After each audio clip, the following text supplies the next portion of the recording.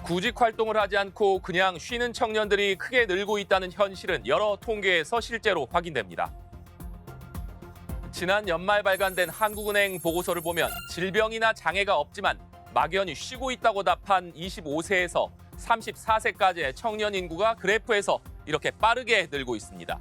문제는 이들이 1년 넘게 일자리를 구하지 못하면서 영구 백수가 될 가능성이 높다는 것입니다.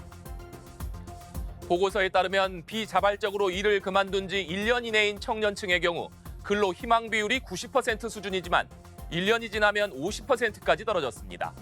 청년층이 아예 노동시장에서 영구 이탈하거나 니트족화될 가능성도 거론됐습니다.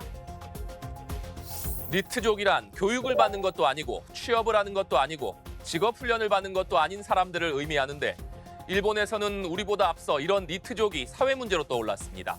청년층들의 소득 감소로 빈곤 문제가 커지는 것은 물론 세수 감소로 인한 사회복지의 문제와 부모 세대의 부담 증가로까지 연결되기 때문입니다. 실제 통계를 보면 그냥 쉬는 청년층이 늘고 있는 것과는 정반대로 60세 이상 일하는 고령층은 늘고 있습니다. 지난 2월 고용 동향을 보면 60세 이상 취업자 수는 34만 2천 명 증가한 것으로 나타났습니다.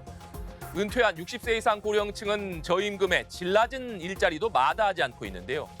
쉬고 있다는 청년층은 크게 늘어난 반면에 일자리를 찾은 부모 세대, 은퇴자들이 늘고 있다는 것은 의미하는 바가 있을 것입니다. 그렇다면 다시 처음으로 되돌아가 보겠습니다.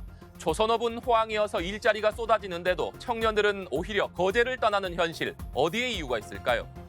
조선업에서 쏟아지는 일자리와 청년들의 눈높이와 맞지 않다는 게 가장 큰 이유일 것입니다. 청년들은 IT나 금융, 전문 서비스업과 같은 고부가 가치 직업을 선호하지만 거제에는 이런 일자리가 턱없이 부족합니다. 더구나 이런 일자리가 수도권에 몰려있는 상황이다 보니 청년들이 거제를 떠나는 것은 어찌 보면 당연한 수순이라는 얘기도 나옵니다. 여기다 비정규직이나 중소기업에서 사회생활을 시작하게 되면 정규직이나 대기업 진입이 쉽지 않은 한국의 고용 현실도 청년들의 노동시장 진입을 어렵게 하는 중요한 요인 중에 하나라는 지적이 나옵니다.